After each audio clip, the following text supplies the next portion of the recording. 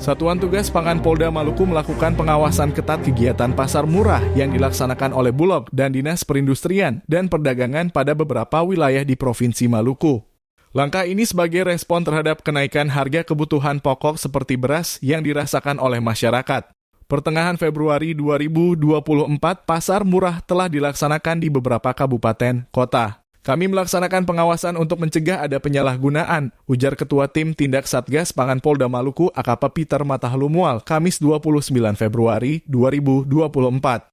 Pengawasan pasar murah dilakukan untuk memastikan pelaksanaan berjalan sesuai dengan target yang dituju dan tidak dimanfaatkan para pedagang yang membeli dengan harga murah untuk kemudian dijual kembali dengan harga yang lebih tinggi.